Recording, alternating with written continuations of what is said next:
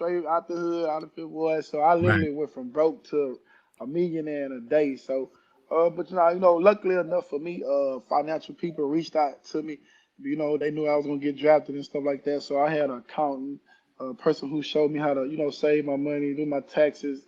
You know what I'm saying, and just pretty much save and don't like when you have that urge to just want to ball out and spend, just do it little by little until you get, work your way up or make, get a bigger contract, get a bigger salary, and then you can, spend more and just live safe.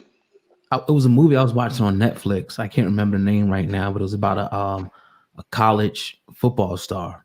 He was like the top recruit, and he led like this whole boycott. He wanted all the players to boycott the national championship game because he broke down how everybody was making money except for the college athletes.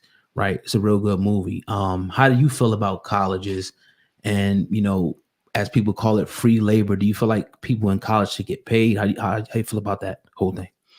Well, I mean, definitely the football players, basketball as well. But like I say, they draw in a lot of money. Like the football Yeah. players, they draw in so much. It's like, where does all that money go? Like, you know what I'm saying? You have to give them something. Right. If they can't play, like for me, basketball, I like to see the kids coming out of high school and get a chance to go to the NBA.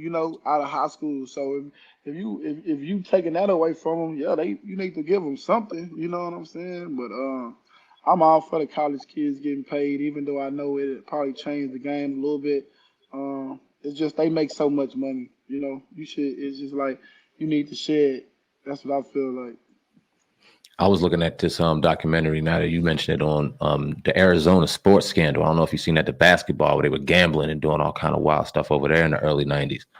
Talk about gambling in sports, man. How crazy is that? I don't know too much about gambling in sports because I never gambled. I never been around people that was gambling. All I know is about Pete Rose when he was gambling in baseball. You know what I'm saying? And I like Pete Rose. I think they should let him back in. But I guess it's just so people really be addicted to it. I never gamble. I never really like to gamble too much because I didn't like losing my money. But I realized there are some real live people who have addictions to it and they just can't help themselves. Yeah, facts.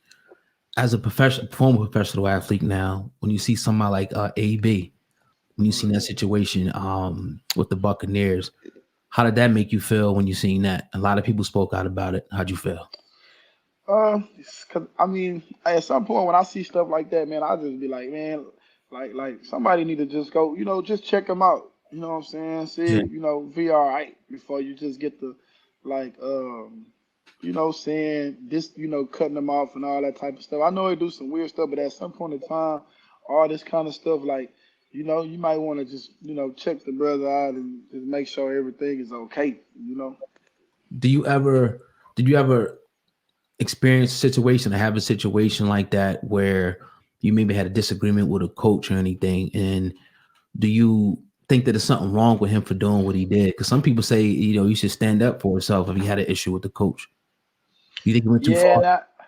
now I can't lie. That's one of the craziest things I ever seen. But I can't talk about his situation. Me personally, I've never had an issue with a manager where I had to like do that. Now you have misunderstandings with managers from time to time, but normally you kind of like keep it in house where the fans and stuff don't really know about it, and you kind of handle it, you know, um, kind of handle it inside, and go from there. But hey, in today's world with social media and all that crazy stuff, man, it's just different. You know what I'm saying? Yeah.